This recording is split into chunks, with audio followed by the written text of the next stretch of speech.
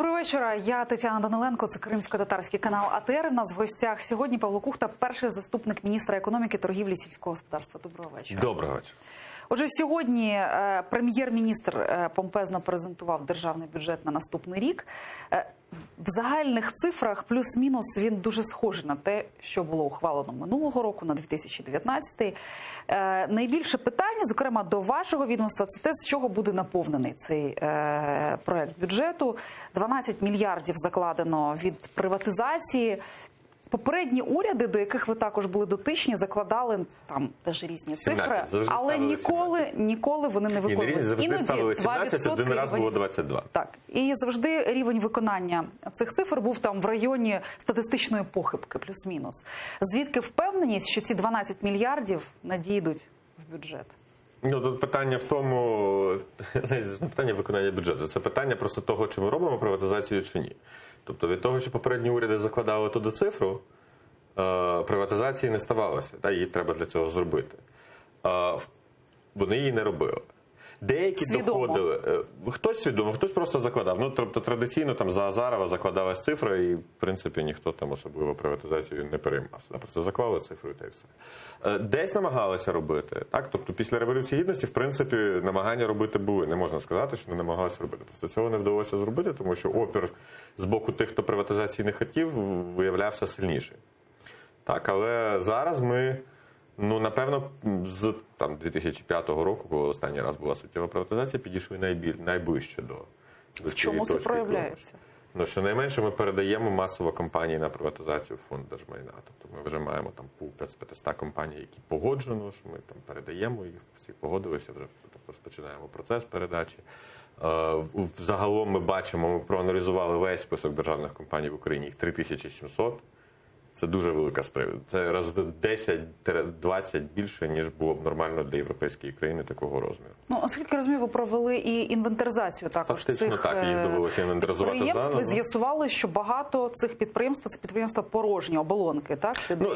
В державі були певні дані по цих підприємствах, просто їх потрібно постійно оновлювати. Насправді немає єдиного централізованого реєстру державних підприємств, теж це важливо це розуміти. Тобто вони не управляються централізовано, організовано, з якогось єдиного джерела, абсолютно не так. Вони розкидані по різним державним органам, які не підпорядковуються один одному. Ну, вони теоретично там в системі Кабміна знаходяться, але система Кабміна – це велика система різних організацій, якими управляє колегіальний колективний орган. Тобто це не єдина жорстка така структура, як це може здавати. Ви хочете все це звести в такий собі фонд національного багатства, наскільки ми розуміємо? Це ідея, так, ідея зробити це сучасна ідея. Це, в принципі, сучасний підхід до управління державним майном, централізоване управління, коли робиться окрема професійна структура, не державне агентство, не державні службовці, не політики, та професіонали, зазвичай це там інвестбанкіри такого плану, про люди, які вміють управляти майном з точки зору його дохідності, з точки зору його ефективного використання, так, а не з точки зору такої хазяйственної, господарської. Так? Тобто це не господарники, це фінансисти, це сучасний підхід до управління активами будь-якими. Централізований, коли це централізується, коли це стає певним чином деполітизовано. Так? Тобто не політики напряму управляють підприємством, а підприємства – такі ізольовані. Тобто квотного принципу не буде, коли там одні партії влади віддають такі-то держпідприємства, інші такі-то за певні послуги. Щоб позбутися від самої можливості таке робити, щоб позбутися від цих ризиків, щоб позбутися від якогось побажання. Невже це можливо? Так, це можливо. Тільки до певної партія влади одна. Ми теж маємо це чесно розуміти. Політика всюди хтось з ким там торгується. Всюди там, наприклад, у Франції ті ж, чесно кажучи, призначають на підприємство політики, змінюються політики, вони там зміняють керівників тих. Це теж є. Просто питання в масштабах цього, так, питання в рівні проблем, які це створює, питання в рівні корупції, які навколо цього розведені, питання банально в кількості державних підприємств.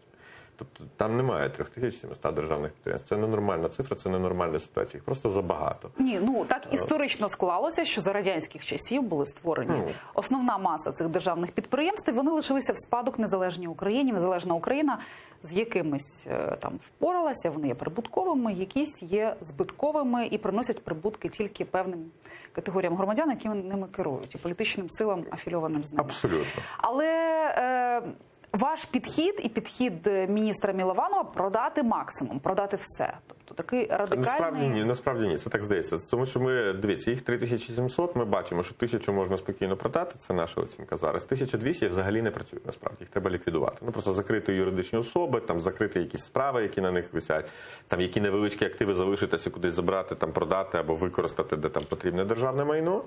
Тобто це 2200 з 3700, да, розуміємо масштаби. Ще 600 – це окупована територія, Крим, АТО, ми нічого там не можемо зробити. Десь сотня – це підприємства, які мають, видається так, наукове значення, вони залишаться в Академії наук. Так от, оця 1000 компаній, які ми приватизуємо, плюс ці там 1200 на ліквідацію, це близько 5% від всіх активів. Тобто активи державного сектору загалом десь 2,2 трильйони, це десь 200 мільярдів. Перепрошую, це 100 з чимось мільярдів. 5%. Оця приватизація та ліквідація, в першу чергу приватизація, підвищує дохідність всього цього портфелю державних підприємств, всіх цих активів, на чверть. Тобто скинути 5% активів, щоб підвищити на чверть дохідності. Ви можете уявити собі якість цих активів. Тобто, насправді, це вичищення. Це не стільки продати все підряд, скільки вичистити від мотлоху, фактично. Вичистити, передати в приватний сектор те, що управляється так, що краще їм просто не управляти. Так, тоді залишається вже значно менший портфель державних підприємств, близько 700. Половина з них, насправді, це лісгоспи, їх 315 у нас. Їх можна поступово звести в одну компанію. Тобто, фактично, це просто розкидані такі невеличкі підрозділи, їх можна в одну компанію об'єднати. Десь з того, що залишиться, десь штук 200 ще це, ну, може менше, 180 десь. Це насправді сервісні підприємства, типу Прозоро. Тобто, яке фактично насправді є державними агенціями, просто у формі ДП. Або певні культурні спортивні установи, цирки, театри, то, що знову ж таки в формі ДП зроблені, але фактично це не підприємство в такому повному сенсі слова. Хоча там можна зробити концесію, привести якогось інвестора, в принципі, з ними можна працювати. Але те, що залишається, це близько сотні підприємств оборонки, 4 державні банки, і десь 70 насправді великих комерційних державних компаній, які вже має сенс залишати в державній власності, тому що вони якусь таку функцію виконують. Або безпекову, так, тобто може там видобуток газу, забезпечують якусь енергетичну незалежність, або є монополіями природніми, так і незрозуміло, чи буде воно краще працювати в приватному секторі. Або вони виконують якусь функцію, яку просто не виконає приватність, аерорух, наприклад, який-небудь, або там Держгідрографія, або там якесь підприємство, яке ставить маяки. Так? Тобто ними можна управляти кому. Вони можуть бути комерційно-прибутковими цілком, але вони виконують функцію, яку приватний сектор робити не буде, або треба повністю по-іншому думати про політику в цьому секторі. Ваш шеф Тимофій Милованов 31 жовтня в ефірі каналу «1+1» заявив про те, що ви зараз знімаєте керівників з різних потоків державних підприємств, мається на увазі міністерство, і низка його заступників, чи деякі його заступники отримують шалені погрози. Хотіли б послухати цю заяву пана Милованова.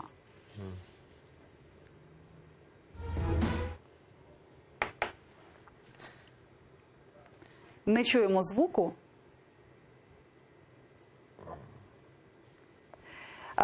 Словом, можемо передати це, що керівники цих підприємств змінюються. Ці підприємства там, де все розкрадено і лишилася земля, відправляються на приватизацію, а будуть передані територіальним громадам і сільським радам. Те, що ми зараз вже вживаємо деяких заходів, ми не боїмося їх вживати, тому що моїм замам погрожують за кожне зняття керівника з потоків. Мої зами отримують смс із серії «Готуйся до похоронів, не бійся ходити під під'їздом» і так далі. Це ви, той, кому присилали? Я отримував погрози. Є розслідування в поліції. Є розслідування в поліції. Хто, за що, які саме? Не знаю. Розслідування покаже, я сподіваюся. Це багато, чи це якісь одиничні випадки? Мені важко поміряти. Раніше не було погроз, тепер з'явилися. Знаєте, скільки їх було? Певна кількість була. Я б не хотів, чесно, в подробиці йти, але погрози є. Давайте просто занотуємо. Тобто є розслідування на цю тему? Чекаємо. Для того, щоб ми розуміли, що питати в нас поліції. Поліція розслідує, чи ДБР? Так, є певні розслідування, були певні погрози. Не стріляли, слава Богу, поки ще, але це все одно ненормальна ситуація, коли там чиновникам високого рівня погрожують, коли вони виконують свою роботу. Поліція надала вам охорону? В таких випадках вона зобов'язана це робити. Я не просив охорони. Мені не здається, що це ще там настільки критична ситуація, що треба там вже ховатися. Тобто я поки охорону не просив. Ну, охорона – це доволі суттєве таке звуження і так не дуже комфортного життя на цій різні посаді. режими охорони, є там да. тривожні кнопки в автомобілях чи в житлі, там, і так далі. Власне, не хотілося б з ними знайомитися, але погрози дійсно є, і і рівень ризику явно підвищений, що пов'язано якраз з тим, що державне підприємство, на жаль, є дуже-дуже корумповане. Там це приблизно, плюс-мінус, розумієте, звідки і за що це може бути? Які саме підприємства, де там перейшли, точно? Ну, ви знаєте, плюс-мінус розуміємо, там, які підприємства проходили, там в той момент змінювалися кадри, чи були якісь там передачі. Ну, здебільшого це кадрові зміни. Так, знову ж таки, не хотів. Це питання, насправді, для поліції, до силових структур, до правоохоронних структур розкривати ці речі. Так, тому я не намагаюся навіть виконувати цю їхню роботу. Моя робота – це зробити так, щоб ті підприємства, які треба приватизувати, нормально, прозоро приватизувати, тими, якими треба нормально управляти, вони нормально управлялися. Да? Тобто це все там кадрові зміни, передачі підприємств, тощо це просто інструменти добитися цього. Ну, погрози – це насправді частина цього процесу. Ну, це знову ж таки, може це ненормально, але це очікувано, тому що там великі інтереси, там великі гроші. За це будуть боротися, за це борються. Ну, а от можете пояснити взагалі парадокс такий філософського плану?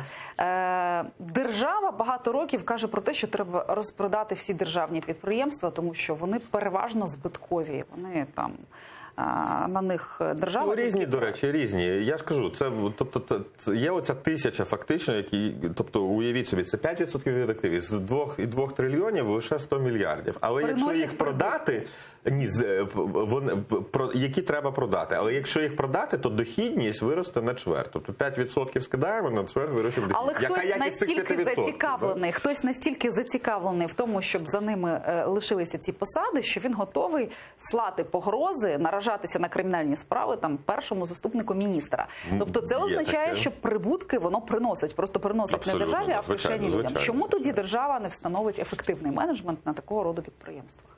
Ну, власне, і намагаємося це зробити. Просто давайте не мати ілюзії, наскільки можна знайти на 3700 підприємств, більшість з яких там в боргах, в проблемах, тобто там навіть є нормальну зарплату цьому менеджменту не поставиш, там, де сидять бандити, які готові погрожувати. Тобто, якщо вони готові першому заступнику міністра погрожувати, що вони зроблять з директором, якого туди ми призначимо. Це по-перше, так?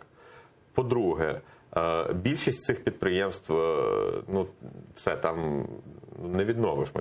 Там неможливо відновити нормальне управління їх. Це просто набір активів, якась земля, якась нерухомість, яка просто тупо треба віддати, передати що бізнесу. земля на землі щось вирощують, так? Все одно. Ні, ну дивіться, якщо ми хочемо перетворювати державу на бізнесмена, тоді ми чітко розуміємо, що ми маємо десь втричі, там в 4 рази збільшити апарат держслужбовців, щоб вони могли це все обслуговувати. Понаймати кіпоменеджерів, тобто збільшити бюджет так великий, понаймати Якщо це курка, яка несе золоті яйця і принесе прибуток державі. Ну, це побудова планової економіки тоді. Ми тоді вважаємо, що 25 років ми будували не те, давайте повернемось до планової економіки. Я в це не вірю як економіст точно. Я думаю, що намагання це зробити просто призведуть до того, що красти стануть в 10 разів більше.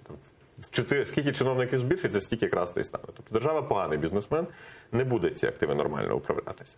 Але питання в іншому. Вони не є куркою, яка несуть золоті яйця. Да? Тобто всі ці підприємства, які, ну давайте так в цифрах, ОПЗ. Підприємство продавалося за 625 мільйонів в 2009 році. Конкурс перервали, тому що вважали, що мало. За 500 мільйонів його не змогли продати в 2016-му. Да? Реальна вартість була десь 100 в нього. Тобто за 600 не захотіли, через 7 років воно коштує 100 мільйонів. І зараз воно там стояло просто. Його там запустили по такої давальницької схемою, коли хтось дає свою продукцію, підприємство просто обробляє, віддає повністю ту продукцію. Той, хто давальник, він її кудись продає, там сам заробляє на цьому кошті. Тобто ці активи деградують. Ну, підприємство – це ж не золоті курки, які несуть золоті яйця, це бізнес. Кожен це завод, фабрика, я не знаю, аграрне підприємство – це бізнес насправді. Його треба або вести нормально, розвивати, інвестувати в нього кошти, якісно управляти, намагатися думати про нього як про бізнес, шукати для нього ринки збуту, розуміти, як він працює. Так? Або він загнеться, да? Просто знищить конкуренція, знищить деградація активів, знищить те, що в нього не інвестують гроші, тобто не оновлюють там основні фонди, не інвестують в людей, найкраще люди йдуть. Люди – це головне, насправді, основа бізнесу. Які люди будуть працювати на підприємстві, де навколо всі крадуть? Ну, ті теж крадуть, напевно. Ну, або просто кому нікуди піти, так?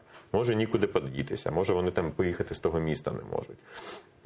Так, але найкращих людей, найкращі кадри точно на такі підприємства залучити неможливо. Давайте про те, що планують продати наступного року і отримати ці 12 мільярдів запланованих, вже закладених до державного бюджету. Ми очікуємо, це показники з програми уряду, до речі. Це ми очікуємо 300 підприємств за малою приватизацією, 5 за великою. Це такі таргети, які половина, там, 6 Ні, мільярдів. це не половина. Це фактично, ну давайте так, це менше третини від того, що ми в принципі... Ні, я маю половина закладено отримати половина від мала, малих, половина від великих. Так. І ось давайте про великі. Ну, малі з малими більш-менш зрозуміло, ми про них теж потім поговоримо, а все-таки про великі, так?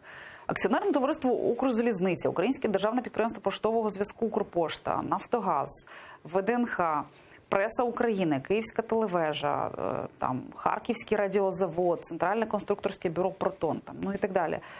Тобто, які об'єкти, ну, тобто, в кожного уряду все одно є якийсь там великий об'єкт, який він хоче продати і отримати, ну, історичні продажі якісь. От що саме ви хочете продати наступного року найбільше? Що найбільш готове до продажу? Ну, я не можу сказати, що ми концентруємося на якомусь такому одному об'єкті і зробити з нього якийсь символічний історичний продаж. Так, радше є певний портфель об'єктів. І мала, і велика. До речі, вони однаково важливі насправді. Так? Просто малих більше вони там маленькі самі по собі. А насправді загальний обсяг їх такий, що... Ну, ви це бачите, нерухомість і земля. 6,6. Тобто вони не тільки. Це і заводи певні, просто невеликі. Це певні заводи, які там довели до такого стану. Наприклад, є такий Дніпровський електровозобудівний завод. Його довели до такого стану, це великі підприємства довели до такого стану, що вони йде по малій приватизації. Ну, це не є проблема, це просто процедура, причому процедура прозора, це прозора продажі, система, де діє прозорий аукціон, і доступ який йде через там кілька десятків майданчиків. Тобто неможливо монополізувати доступ, відповідно, аукціон завжди конкурентний. Тобто ми завжди розуміємо, що отримуємо ринкову ціну. Там можна теж накладати спеціальні умови. Наприклад, по цьому ДЕФСу ми хочемо, щоб він таки зберіг свій профіль, тому що це єдине підприємство, яке робить цю продукцію, яку він робить. Тобто ми б хотіли, щоб він так зберігся. Інші ні. Але, в принципі, ну, ці 6,6, тобто 6 мала, 6 велика, воно і відображає вагу цього. Ці велика кількість малих підприємств з точки зору передачі в приватний сектор активів не менш важливо, ніж великі. Стосовно великих, є той такий ОПЗ, його можна спокійно продати. Так, тобто, попрацювавши з ним, попрацювавши з боргами, які там запустивши підприємство. Є електроважмаш, ми його якраз сьогодні передаємо в фонд держмайна з Мінекономіки, заводу в Харкові. Гарний завод, який може працювати нормально з інвестором. Там дійсно там є цілий набір проблем, втрата російського ринку, завод потребує інвестицій, треба модернізувати, але якщо туди зайдуть нормальний інвестор, який його оживить, це нормальне промислове підприємство. ОГК, Об'єднана гірничо-хімічна корпорація. Так? Там по цих підприємствах вже є радники, вони вже працюють інвестиційні, тобто вони спокійно можуть продатися. Є кілька обленерго, які цілком конкурентні можуть бути продані. Ну, там невеликі пакети, я так розумію, лишилися. Чи які? Так, ну подивимося, знову ж таки, фонд держмайна, він же може управляти тим, яким це продає. Можна розвести в один великий пакет, продати одному інвестору. Тобто з цим можна працювати. Є пару готелів в Києві, там Президент Готель, наприклад, який пішов на велику приватизацію, тому що це нерухомість в Києві, дорога, виявилося, що там вартість активів така, що він йде на велику приватизацію. Це теж привабливий, нормальний актив. Слухайте, а от дивіться, якщо з того переліку, який там найбільш публічний, так, Національний виставковий центр України, це величезна кількість землі в Києві. Потрапив, з нього просто зняли заборону на приватизацію. Заборону на приватизацію. Це ж не значить, що його приватизують. Це була законодавча заборона. Був закон 98-го, здається, року. Туди входили стратегічні підприємства. Ну, туди входило, включно з автобазою Мінекономіки туди входило. Тобто це не був стратегічний закон, тут ілюзії не треба, просто взяли колись в 98-му році. Тупо список підприємств, в якому були якісь об'єкти, які чомусь були заборонені до приватизації згідно тодішнього законодавства. Взяли їх назви та коди ЄДРПО, тобто коди по закону. І тупо впаяли в закон, великий список. І прийняли законом, що це, в принципі, не можна приватизовувати. Якщо там подивитися, там інколи цирки якісь були. Цирки були заборонені до приватизації. Автобаза була заборонена до приватизації. Тобто смішні абсолютно речі. Закон обновили зараз. Ліквідували цей список. Ми зобов'язані, ми там до грудня це зробимо, подати список значно вужчий підприємств, які дійсно... Тобто буде новий список заборонених до приватизації? Де держава не зможе опускатися нижче 50% плюс одна акція. Тобто їх можна буде виводити на IPO, заводити інвестора в них, але ми не зможемо їх повністю продати. Він буде вужчий. Ми хочемо, щоб він включав лише вже дійсно якісь стратегічні підприємства, які стануть основою, наприклад, для того ж таки фонду національного багатства. Ну, наприклад. Тобто централізованої структури, яка управлятиме тими речами, які дійсно довгостроково будуть в державній власності, які має сенс там залишати. Тобто ми намагаємося і приватизації, і оця нова система управління. Це все просто інструменти, насправді почати ефективно управляти тим майном, тими 2,2 трильйона гривень майна, які є у власності держави, в публічній власності. Фактично це майно народу України, яким треба ефективно управляти. Цільовий показник для цього дуже простий. Зараз дохідність цього портфеля, цих 2,2 трильйонів, є 2%. 2% від розміру активів. Ми хочемо, щоб вона зросла до 5%. Це принаймні, я не можу сказати, що це дохідність рівня приватного сектора, але це принаймні вже цифра, яка на щось схожа. Так, то просто, щоб народ України на своє майно отримував адекватну дохідність. По-друге, ми хочемо певним чином зменшити частку державного сектора в економіці України. Так, тому що, очевидно, і досвід постійно, це такий життєвий, банальний, це підтверджує, включно з погрозами мені, якраз за управління державною власністю, що управляється ця власність гірше, ніж в приватному секторі.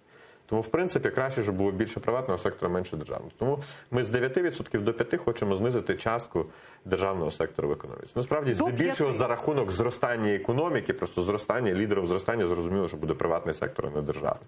Державний треба привести в порядок, отримати адекватну нормальну дохідність, нормально ним управляти, зменшити, почистити його від тисячі цих підприємств, які давно вже просто не потрібні, вони в такому стані, що їх просто треба віддати в приватний сектор, звузити, зробити невеликим, нормальним європейським, так як в принципі в інших європейських країнах, які вже пройшли цей процес, і в яких державні активи більш-менш ефективно працюють на народ цих держав, а не на когось, хто там добіг до них, призначив свого директора і тепер отримує якісь тіньові доходи. Є така думка суспільна, так, що розпродаж державного майна в період кризи, коли ціни найнижчі, це не є. Я зауважу, що ми не в періоді так? кризи. Ми зростаємо, так? Зростаємо все більше швидкими темпами. Тобто ми очікуємо за основним сценарієм 3,7% зростання наступного року, це майже 4%. Оптимістичний сценарій, якщо вдасться рванути вперед, залучити великі інвестиції, 4,8%, майже 5%. Це не криза. Але ці цифри, які є, цифри зростання, це в порівнянні з тим падінням, яке Україна пережила в 13-14 а ще більше у 2008-2009. В 2008 і 2009 це все-таки не... воно не компенсує те падіння, яке відбулося, так? Тобто... якщо по пару років так позростати, воно компенсує, а більш того, зростання ж, розвиток ж він же не відбувається єдиним таким якимось стрибком. Це довгий поступовий процес. Не можна зрости на 50% на рік. Отак не буває. Жодного разу в історії такого не було. Може було десь на якомусь острові, де там, я не знаю, якісь корисні копалини знайшли, почали добувати там, де нічого не було. Але в великій країні на 42 мільйони таке неможливо, просто математично неможливо. Що можливо, це 10 років зростати там по 5-7%. І це подвоєння, якщо ми 5 років будемо зростати по 7%, це зростання ВВП на 40%. Це якщо ці цифри справдяться, так? Так. Але для цього це реальна цифра. Тобто це створення, єдине, що ми можемо зробити, це дійсно створити передумови, стабілізувати цю ситуацію, умовно кажучи, направити корабель на той курс, яким він потім має довго плисти, щоб таки приплисти до розвиненого стану. Неможливо стати розвиненою країною в один момент. Щонайменше, щоб розбудувати економіку, потрібні шалені інвестиції. Хтось має прийти, побудувати тут виробництво, вкрасти гроші в освіту, вкласти гроші. Все це коштує гроші. Принести сучасні навички управління. Для чого нам потрібні іноземні інвестори? Не тільки для грошей. Це сучасне управління, сучасний менеджмент, сучасні технології. Нічого цього в нас немає. Немає в наших олігархів. Вони не вміють управляти так, як управляють там ті ж такі транснаціональні корпорації. Вони не мають тих технологій. Вони не мають просто банально практик менеджменту. Вони тих менеджерів знайти не можуть. Ті менеджери, якщо не йдуть на них працювати, то за більші гроші з меншою якістю. Тощо. Тобто це питання створення тих передумов, коли економіка України почне системно зростати. В чому полягають? І оця реформа приватизації, реформа державного сектору якраз допомагає створити ці умови. Тому якщо ми вічно будемо її відкладати, щоб дочекатися кращих часів, кращі часи просто ніколи не настануть. Більш того, це майно просто постійно падатиме ще далі у вартості.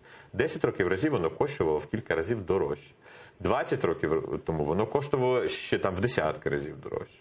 Тобто воно знецінюється, це державними. Це не фамільне срібло якесь. Особливо, якщо ми говоримо про цю велику кількість малих компаній, які треба продати.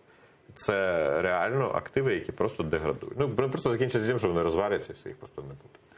Так, ну гаразд, але все-таки про передумови для економічного зростання. В чому прем'єр сьогодні сказав про те, що ми чекаємо на такий стрімкий злет економіки, про те, що це бюджет розвитку.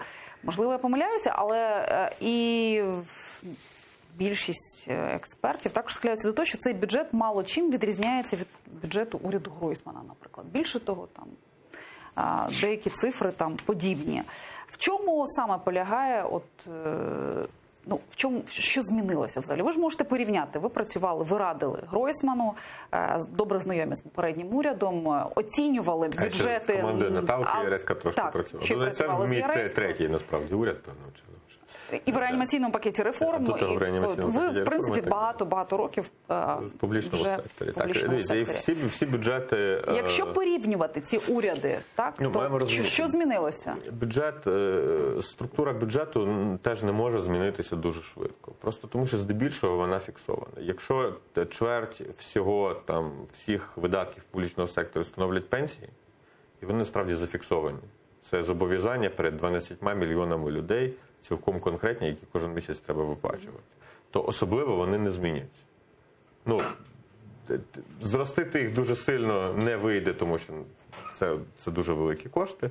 Зменшити їх, що з голоду хтось помре, чи просто пенсії почати різати, теж підозріло. Так? Тобто вони залишаться фіксовані. Так само фінансування шкіл, дитсадків, лікарень, армії. Да? Основні ці суми, вони можуть зменшуватися, більше танків купили менше, я не знаю, більше підвищили пенсії трохи сильніше або трохи повільніше, побудували більше опорних шкіл менше. Так? Але це не змінить кардинально саму суму видатків на освіту. Вона буде приблизно така сама. Так? Тому структурно бюджет і не може змінитися відразу. В цей бюджет закладено певний принцип, певну ідею. Тобто все додаткове, що окрім цього структурного фактично фінансування, яке не є змінним, іде до державного бюджету, б'ється у пропорції 30 на 70, 30% витрачається на якісь соціальні потреби, на те, що називається проїдання, але якесь щось добре з цим зробити, я не знаю, допомогти дітям-інвалідам, наприклад, умовно кажучи, онкохворим дітям полікувати. 70% на розвиток, якісь інвестиції, якісь капіталовкладення, щось, що стимулює розвиток зростання економіки. Тут є ця ідея, так? Від якої будемо йти. Якщо вдасться піти, наприклад, цей бюджет зроблений на основі основного сценарію, цих 37%. Якщо вдасться піти в оптимістичний сценарій, більше будуть надходження бюджету, він буде більше нагадувати тоді бюджет розвитку, тому що більше будуть розподілятися. Принаймні, ця ідея в нас є, як в уряді, що цей розподіл означатиме, що більша частина додаткових надходжень спрямовуватиметься якраз на фінансування розвитку. Тобто це знову ж таки питання такого запуску цього механізму зростання і фінансування додатково якихось інвестицій в зростання за рахунок його. Тут немає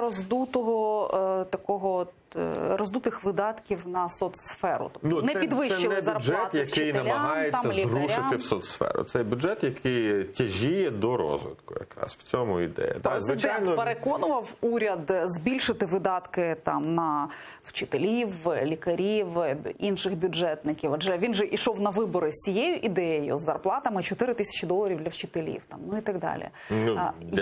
Зарплата $4 тисячі вчителів, можливо, коли ВВП буде десь $20 тисяч. Тоді, в принципі, можливо, така зарплата. Але були якісь, відомо ж він... Мені про якийсь тиск з боку президента на уряд з цього приводу невідомо. Що він до деяких міністрів звертався і казав, що людям потрібно щось показати. Давайте зробимо високий курс гривні, наприклад, хоча б і... Я не був на нараді з президента по бюджету. Я думаю, що він може і показав, що людям щось показати, але це ж не обов'язково означає високий курс гривні до бюджету. Це може означати, давайте результати людям покажемо якісь, так? Що є нормально, цілком логічно. Бюджет кінець кінцем для людей і держава існує, не просто ж сама для себе. Тому Але якихось популістичних речей і чи тиску, щоб робити якісь популістичні речі, шкідливі там для майбутнього України, мені такого не відомо.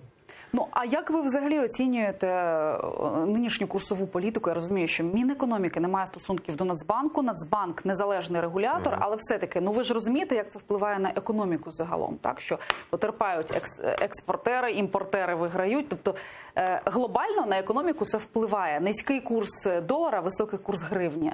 Як ви оцінюєте от цю ситуацію, яка зараз В спостерігається? першу чергу і ми, і як команди, і я особисто розуміємо, що критично на економіку впливає статус Центрального банку як незалежної структури. Це принципово важливо, так? Тобто є якийсь мандат, чітко сформульований, який дане цій структурі. В межах цього мандату ця структура працює. А якщо підірвати незалежність цієї структури, тоді в країні почнуться великі, ми фактично відкотимося до наших там 10, 20, 30% інфляції, які в нас там традиційно була, до цього зростання цін, до неконтрольованої, такої постійно нестабільної економіки. Ну, насправді, ми ж з вами кажемо, да, впали один раз там на 14%, впали в другий раз на 10%, там ще впали. Це ж є нестабільність макроекономічна. Тобто, фактично, що відбувається? Україна, будучи нестабільною макроекономічною економікою, падає, дуже сильно втрачає, а потім повільно намагається відновлювати втрачене.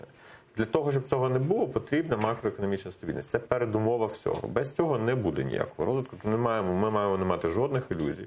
Якщо буде підірвана макроекономічна стабільність, яка базується на доволі обережній фіскальній політиці, тобто знижувати борг, не набиратися боргів, і незалежному центральному банку, який там таргетує інфляцію, слідкує за стабільністю фінансової системи.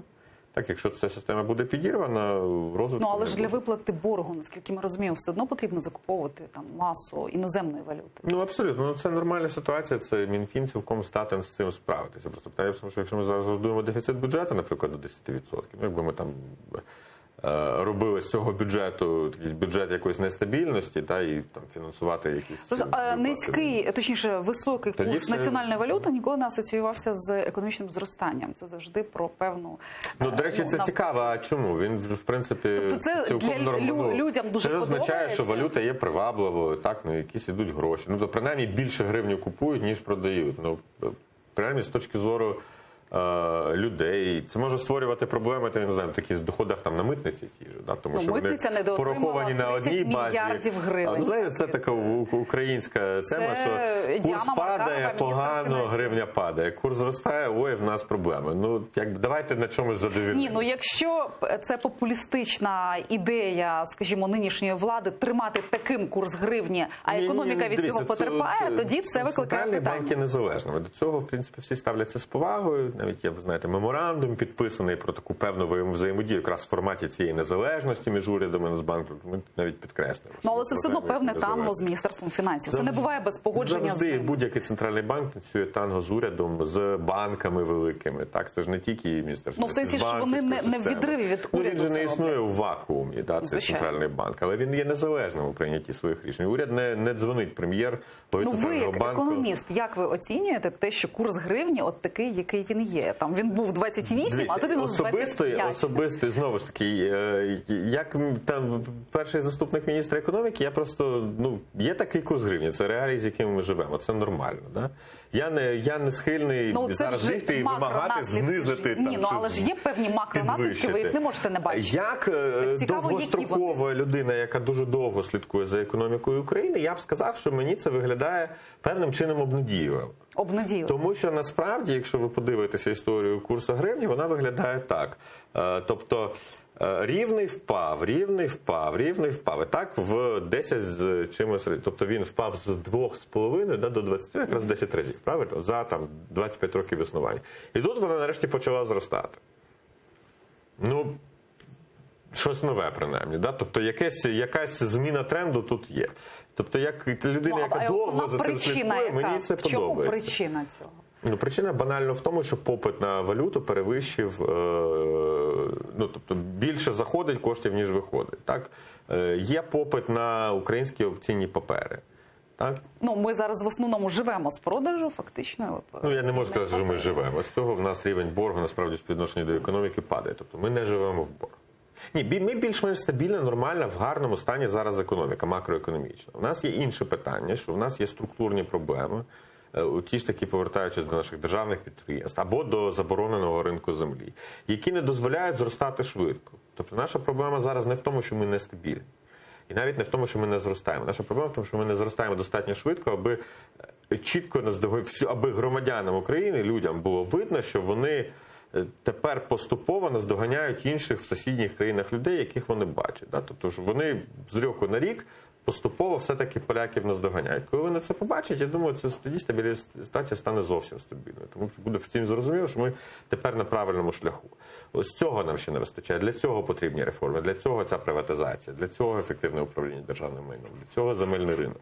Для того, щоб ми побачили, що ми таки рухаємося дійсно до нового кращого життя. Тобто ми стабілізували ситуацію, тепер ми не падаємо, нам не стає гірше. Але тепер ми маємо чітко почати рухатися туди, де ми однозначно всі бачимо, що нам стає дійсно доволі швидко краще. Ну от і ви, ваше міністерство, і прем'єр кажуть про те, що це якийсь там певний рух, про те, що буде покращуватися інвестиційний клімат, про те, що створюються передумови для зростання. Водночас, в реальності, ми бачимо вихід з ринку там 2 тютюнових компаній, які входили, одна з них в трійку найбільших платників податків України. Не вихід, а тимчасову зупинку виробництва. Я думаю, нам вдасться все-таки спокійно.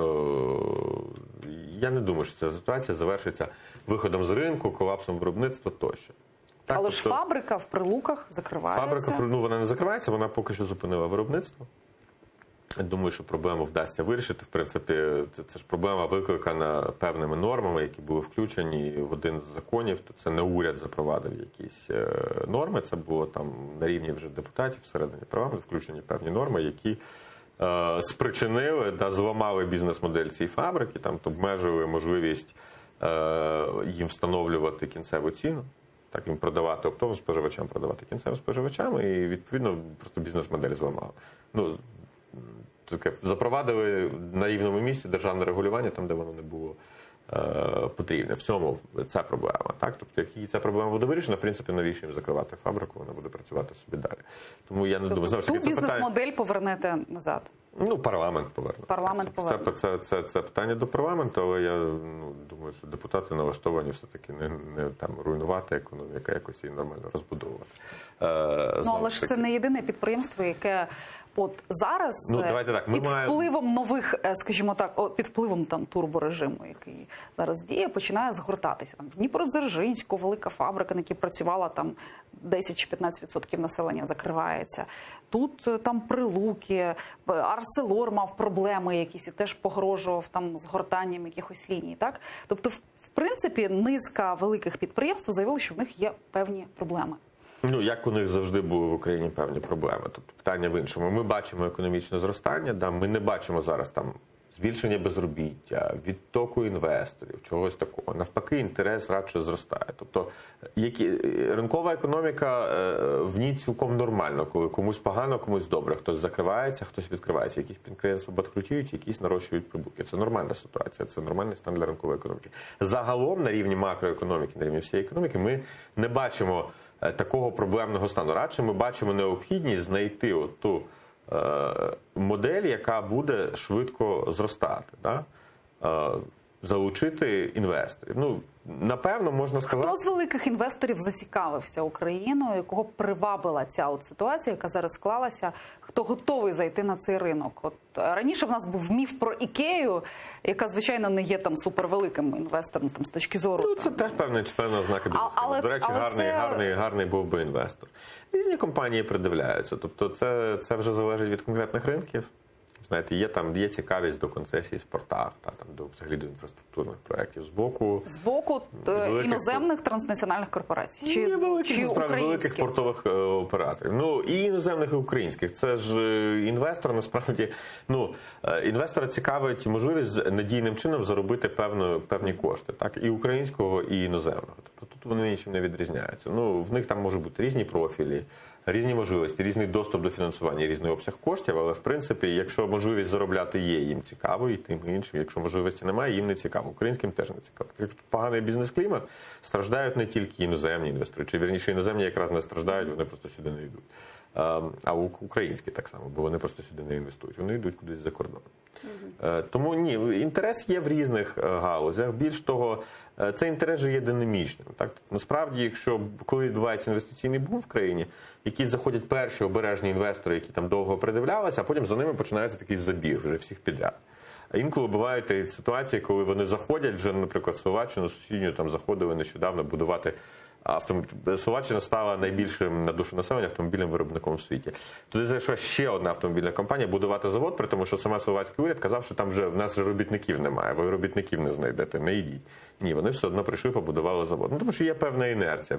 Всі пішли, і ми пішли. Там сусідні корпорації вирішили, а наш менеджмент чого не вирішить. Що ми акціонерам скажемо, чому ми туди не пішли? Ми теж підемо. Ну, тобто тут є певна така корпоративна політика в цих великих корпораціях. Тому якщо Україна стане привабливою для інвесторів, чим більше привабливо вона ставатиме, чим більше інвесторів сюди приходити, тим більше приходитиме за ним. Тут є такий певний ефект снігового кому, але його треба запустити. Тому словом, в черзі поки що ніхто не стоїть, я зрозуміла. Ну, не те, що не стоїть, придивляються. Тобто є інтерес до інфраструктурних об'єктів, зернотрейдери, ці ж портові оператори великі, є інтерес до концесій, є інтерес до певних промислових виробництв. Наприклад, на той же ДЕПС ми там хочемо говорити там зараз з Том, з Siemens, з якимись великими компаніями, показувати їм, намагатися залучити їх до таких промислових підприємств. Тобто аграрний ринок впевнений викличе великий інтерес з боку тих, хто буде ту ж таки інфраструктуру розбудовувати, наприклад. Добре, земля. Міністр Тимофій Милованов в інтерв'ю «Цензорнет» свіжому сказав про те, що, фактично заявив про те, що його плани, його ідея щодо продажу землі трошки трансформувалася, еволюціонувала. Спочатку він говорив про те, що треба продавати всім іноземцям, все зразу, чим більше, тим краще. Зараз він каже про те, що наступного року зроблять певну обкатку ринку землі. Це те, що радили багато експертів, багато фахівців. Продадуть 5-7% того, що є в володінні держави, і тоді будуть думати, як продавати решту, вивчивши помилки чи навпаки там якісь досягнення. Суть же насправді не стільки в тому, щоб продавати державну землю, скільки в тому, щоб дати просто людям можливість вільно торгувати своєю землею. В цьому суть реформи земельного ринку. Просто дати людям можливість, як вони квартири. Але що значить плавне відкриття ринку? Це як?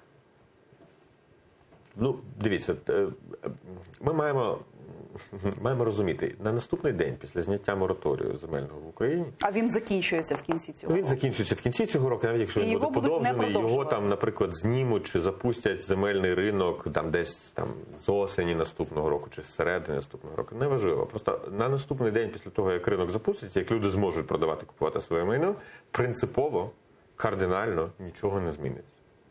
Тобто не треба вважати, що земельний ринок – це якась там така все там, зміна на наступний день, змінилася країна. Не зміниться країна. Я не думаю, що ви, чи я, чи хтось ще побачить відразу, що воно там стало зовсім по-іншому. Просто з'являться передумови для більш швидкого зростання. Так? В принципі, поступово ставатиме більше грошей у людей в селі, які володіють цією землею, тому що земля зростатиме в вартості, вони просто майно дорожчатиме. Так? Вони зможуть його продавати. Збільшаться їхні доходи від оренди поступово. Так? Тобто це не буде якась там ядерна бомба, знаєте, яка все змінила тепер. Це буде радше, це запустить певні поступові зміни, які через певний час вже буде видно, що вони дали якісь ефекти. По-перше, село жило, більш динамічний став аграрний бізнес, більше стало інвестувати в якісь більш складні виробництва, більше там тваринництво стало. Там перестало падати тренд на там падіння поголів'я корів, наприклад, став зростати. Ну, от такі речі. Ну, але все-таки плавний запуск. Це як? Як це можна, як держава може це відрегулювати? Тобто, якщо знімається заборона і вводиться це у будь-якому випадку зняття заборони з якимись певними умовами, в яких цей ринок Які це можуть бути умови? Пускати іноземців, не пускати іноземців, обмежувати там якусь концентрацію земель, не обмежувати, як її обмежувати. Так? Є право там першого викупу у орендаря, чи немає. Тож маємо розуміти, що більшість землі насправді в оренді знаходиться. Тобто викупати будуть землю, яка вже комусь орендована, і допоки не стече договір оренди, земля в оренді. Там. Тобто він вже певним чином стабільний, цей ринок. Просто треба, я маю на увазі аграрний сектор. Ну треба так, але запустити якщо сам земельний говорити ринок, щоб про розпочати цю зміну. Тобто, про правила на цьому поступово- ринку, то це той ринок, де найбільше рейдерства, де найбільше беззаконня там і так далі. Ну, так? це інше Кожен питання. фермер там І, до речі, це переживає, стосується так один само- засіяв, інший зняв урожай. Цього просто тисячі випадків в Україні. Абсолютно. Це стосується так само, до речі, аграрне підприємство державне, це найжахливіша частина з тієї ж таки причини. Причина банально проста. Землю легко там, хто засіяв, зібрав урожай, твоя, не твоя, неважливо. Урожай зібрав, продав, все, заробив на цьому гроші. У цьому сенсі бізнес є дуже простим. Більш того, вона велика і багато, вона розкидана по всій країні. Вона концентрована в Києві, де багато поліції, силовиків. Вона розкидана по всій країні. Ми зараз придивляємось, до речі, до певних цікавих ідей, наприклад, до супутникового моніторингу повністю території країни. Сучасні технології це легко дозволяють робити. Якими, в принципі, ми побачимо, де використовуються землі, які нібито за паперами не використовуються, наприклад. Да? Взагалі, як це, якою є врожайність земель. Тобто, в принципі, ми можемо з цим почати працювати більш ефективно. Сучасні технології дозволяють певним чином це робити. Але і правила треба теж певним чином підводити під якийсь сучасний світ. Тобто в нас ні технології не застосовуються, і правила якісь дуже застарілі. Знову ж таки, земельний ринок, там вже йде 10 ним супровідних законопроєктів в різній стадії готовності, певні вже в Раді, там їх скоро, я думаю, проголосують разом з земельним ринком, я сподіваюся, інші там ще розробляються. Коли, до речі, плануєте включають це і протидію рейдерству, так, і певні правила, як там в конфліктній ситуації вирішувати, коли там перетинається там один такий клаптик землі на одний накладається в кадастрі тощо. Тобто кіпу проблем таких детальних, вже конкретних цього ринку, які там є. Коли проголосуємо, подивимося, як парламент проголосує. Дивіться, глядачі наші, дізнавшись так, що ми з вами будемо зустрічатися, пишуть історії про ринок землі. В жовтні минулого року група компаній однієї людини на аукціонах ProZorro скуповує близько 200 гектарів землі в селі Бузова Києво-Святошинського району. Ну, ми розуміємо, це золота земля. Ціна це ж явно лотів не аграрна земля, її від не можна продати 800 до через ProZorro. 1200 гривень. Село 17 кілометрів від Києва, де земля достатньо, так.